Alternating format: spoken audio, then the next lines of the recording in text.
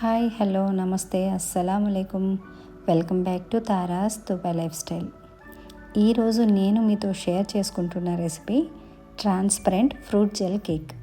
దీనిని ప్రిపేర్ చేసుకోవడం చాలా ఈజీ, చాలా టేస్టీగా ఉంటుంది. ఈ రోజుల్లో పిల్లలు అసలు ఫ్రూట్సే తినరు. ఫ్రూట్స్ తినని పిల్లలతో కూడా ఫ్రూట్స్ తినేలా చేయొచ్చు. అంత బాగుంటుంది ఈ టేస్టీ ఫ్రూట్ జెల్ కేక్. మరేమాత్రం ఆలస్యం లేకుండా చాలా టేస్టీగా ఉండే ఈ ఫ్రూట్ జెల్ కేక్ని ఎలా ప్రిపేర్ చేసుకోవాలో, దీని ప్రాసెస్ ఏంటో చూసేద్దాం. ఈ కేక్ని ప్రిపేర్ చేసుకోవడానికి ఏమాత్రం కష్టపడాల్సిన అవసరం లేదు. ఓన్లీ ఫ్రూట్స్ని కటింగ్ చేసేటప్పుడు మాత్రమే కొంచెం కష్టపడితే మిగతాదంతా చాలా ఈజీ ప్రాసెస్ అనమాట. చాలా త్వరగా కూడా ప్రిపేర్ చేసుకోవచ్చు. ఫ్రూట్స్ అంటే నా సజెషన్ ఏంటంటే, ఎంత స్వీట్గా ఉంటే ఫ్రూట్ ఈ కేక్ టేస్ట్ అంత బాగుంటుంది. అంటే స్వీట్గా ఉండే ఫ్రూట్స్ని మాత్రమే సెలెక్ట్ చేసుకోండి. అలాగే పిల్లలు కూడా స్వీట్గా ఉంటే ఫ్రూట్స్ ఇష్టంగా కూడా తింటారు. ఇలా ఫ్రూట్స్ అన్నింటినీ కట్ చేసేసుకోండి. బనానాని మాత్రం లాస్ట్లో కట్ చేసుకోండి, ఎందుకంటే బనానా పీసెస్ త్వరగా బ్లాక్గా అయిపోతాయి. అలా అయిపోకుండా ఉండడం కోసం బనానాని లాస్ట్లో మాత్రమే కట్ చేసుకోండి. ఇప్పుడు స్టవ్ పైన ఒక బౌల్ని పెట్టుకొని లీటర్ వాటర్ వేసుకోండి. ఈ వాటర్ బాయిల్ అయ్యేలోగా, ఇది అగర్ అగర్ అంటారు, లేదా చైనా గ్రాస్ అని కూడా అంటారు. అన్ని సూపర్ మార్కెట్స్లో ఈజీగా ఈ రోజుల్లో అయితే దొరుకుతుంది. ఇవి ఇలా స్ట్రిప్స్ లాగా దొరుకుతాయి. లేదు పౌడర్లా కావాలి అనుకుంటే పౌడర్లా కూడా అవైలబుల్గా ఉంటుంది.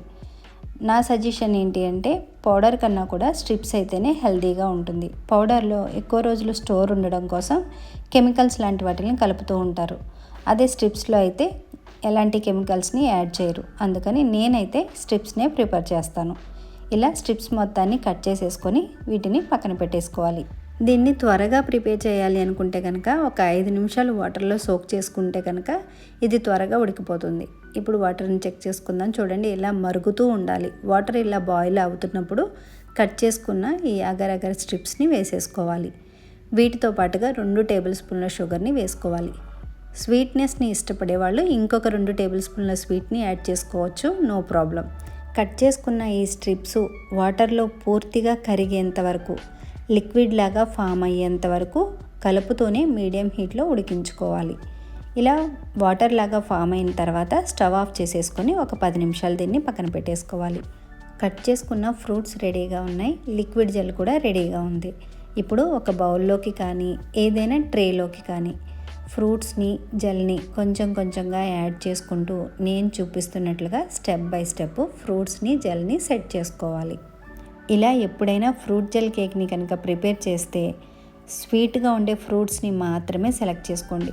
స్వీట్గా ఉన్న ఫ్రూట్స్ అయితే పిల్లలు కొంచెం కూడా వదలకుండా మొత్తంగా తినేస్తారు. అంత బాగా నచ్చుతుంది వాళ్ళకి.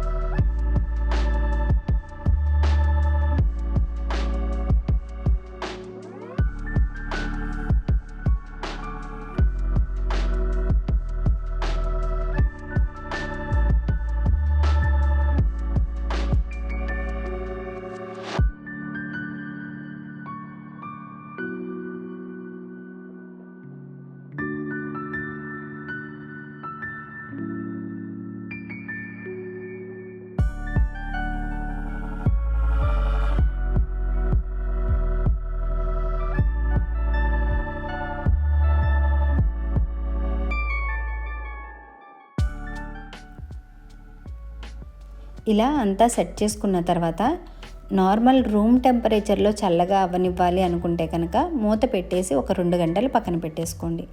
అదే ఫ్రిడ్జ్లో పెట్టాలి అనుకుంటే 1 గంట అయితే సరిపోతుంది. నేనైతే ఫ్రిడ్జ్లోనే పెట్టాను. 1 గంట తర్వాత చూడండి, ఫ్రూట్స్ అలాగే జెల్లో 2 బాగా కలిసిపోయి కేక్ అయితే చాలా పర్ఫెక్ట్గా వచ్చేసింది.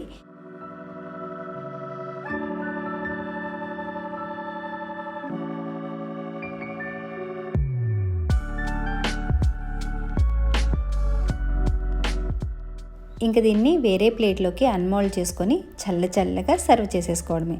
అంతేనండి, చాలా సింపుల్గా, చాలా ఈజీగా, చాలా హెల్తీగా ఉండే ట్రాన్స్పరెంట్ ఫ్రూట్ జెల్ కేక్ అయితే రెడీ అయిపోయింది. నా వీడియోస్ని పూర్తిగా చూస్తున్న ప్రతి ఒక్కరికి చాలా thanks. Me love and support ఎప్పుడూ ఇలాగే ఉండాలని మనస్ఫూర్తిగా కోరుకుంటున్నాను. నేను చేసిన ఈ ఫ్రూట్ జెల్ కేక్ రెసిపీ మీకు ఎలా అనిపించిందో కామెంట్ చేయండి. నేను చేసిన ఈ రెసిపీని లైక్ చేయండి. అలాగే మీ ఫ్రెండ్స్ అండ్ ఫ్యామిలీతో షేర్ చేసుకోండి. ఇలాంటి మరిన్ని రెసిపీస్ కోసం నా ఛానల్ని తప్పకుండా సబ్స్క్రైబ్ చేసుకోండి. Thank you for watching. Allah Hafeez.